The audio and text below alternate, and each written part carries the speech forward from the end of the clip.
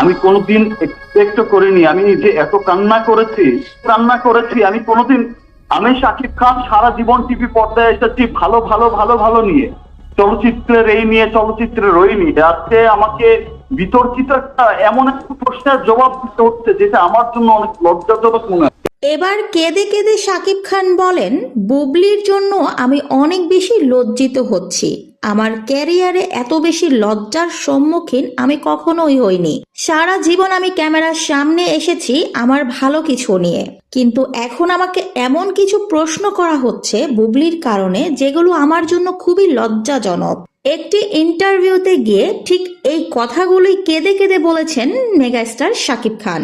গতকাল একটি ইন্টারভিউতে উপস্থিত ছিলেন শাকিব খান, আর সেখানে উপস্থাপিকা শাকিব খানকে প্রশ্ন করেন শবনম ইয়াসমিন বুবলি দ্বিতীয় সন্তানের মা হতে চলেছে, সেই সন্তানের বাবা কি আপনি?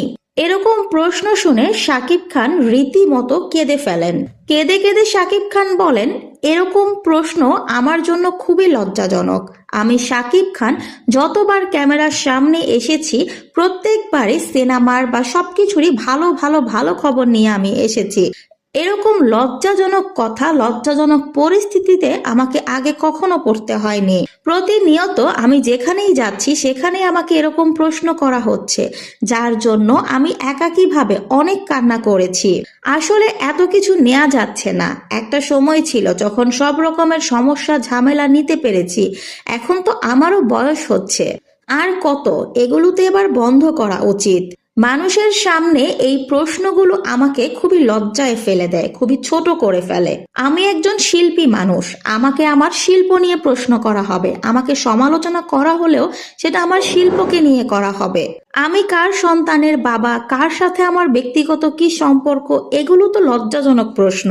আর যতবার আমি ক্যামেরার সামনে এসেছি প্রত্যেকবার আমাকে এই প্রশ্নগুলোর সম্মুখীন হতে হয়েছে।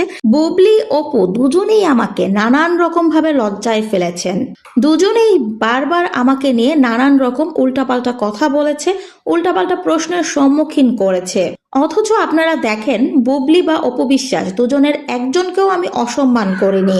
আমি আমার জায়গা থেকে সবকিছু একরকম ভাবে করতে চেয়েছিলাম, তারা আমাকে সেই সুযোগটাও দেয়নি। প্রত্যেকবার তারা তাদের নিজেদের মন মর্জি মতো সবকিছু করেছে, আর আমাকে মানুষের কাছে হেয় প্রতিপন্ন করেছে।